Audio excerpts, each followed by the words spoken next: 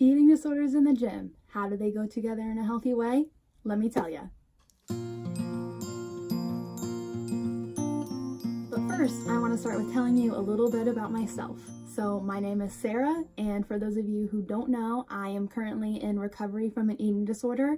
I have generalized anxiety disorder, and I also have major depressive disorder. My depression really affected my health last semester, and that's one of the main things that has really urged me to create this channel. I want to be a voice for those who feel like they don't have a voice, and some tips that I have found that have helped me, and to just really be that person that people can go to and realize that they're not alone in this. And that's my main goal in creating this channel. If I can help one person's mental health, that's fine. So the main purpose of this channel is to provide my own ideas about mental health and general health and how they really go together. So exercise, sleeping, eating well, those are really going to boost both your mental health and your physical health. If you're able to live a healthy lifestyle, I really believe that your mental health and your physical health are both going to go up, and overall you're going to be much happier. So with it being the beginning of January, a lot of people have just set New Year's resolutions, and a lot of those goals include your health and fitness. So if you have an eating disorder or you have an unhealthy relationship with food,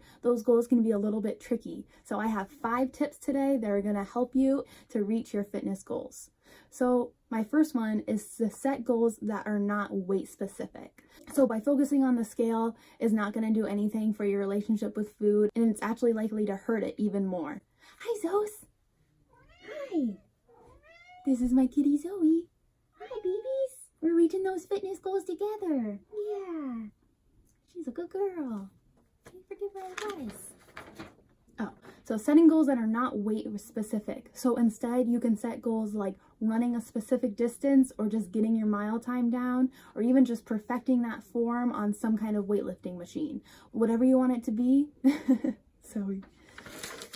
As long as it's not weight related or body shape related, is really going to be those goals that are healthy for you and better for your eating disorder or your unhealthy relationship with food.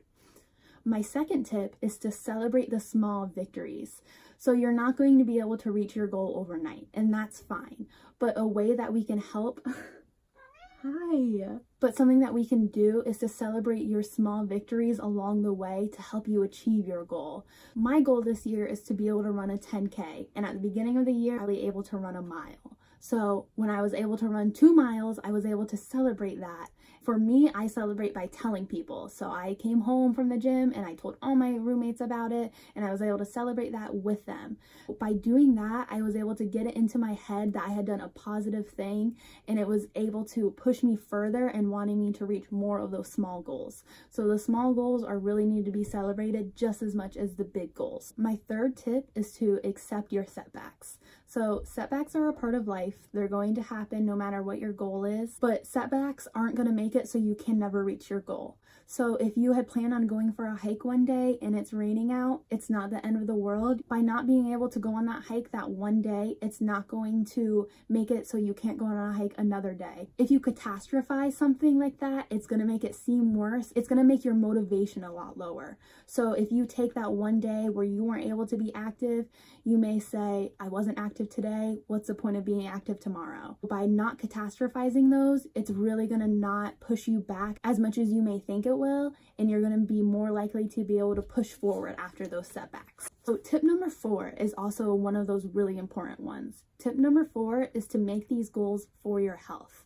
So we already talked about making goals that aren't weight related, but I also want to make sure that you're setting these goals so that you can live a healthier lifestyle. So what I want you to do is to notice how your body is changing. Say you don't sleep well, if you're exercising more and getting more active, you may notice that you're sleeping better, and that's a great thing. And again, that's going to be something that you want to celebrate. Or you may just notice that you climbed a set of stairs and you weren't out of breath at the top. Again, you're going to want to celebrate that. These are all signs that your health is changing and you're getting in better shape. My last tip is my favorite tip. My last tip is to find something that you love and to stick with it. So if you hate the gym, don't make it your goal to go to the gym 4 times a week, because you're gonna hate it, you're not gonna wanna do it, and your motivation is gonna quickly go down the drain. So instead, find something that you love. There's so many other activities that people don't realize are all fitness related. There's hiking, swimming, running, biking, boxing. There's an endless list, and I really want you guys to explore what you're interested in and to find something that you love that you can focus on this year. So let's recap. Tip number 1 is to set goals that are not weight related. Tip number 2 is to celebrate the small victories. Tip number 3 is to accept those setbacks that are bound to happen.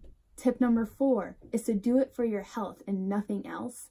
And lastly, tip number 5 is to find something that you love. I really believe that fitness is a great contributor to mental health, and the more active you are, the greater your mental health is, and the greater your mental health is, the more likely you are able to achieve eating disorder recovery. And for anyone that has an eating disorder, that is the main goal, is to find recovery. I really hope you enjoyed my 5 tips today, and I hope you come back next time.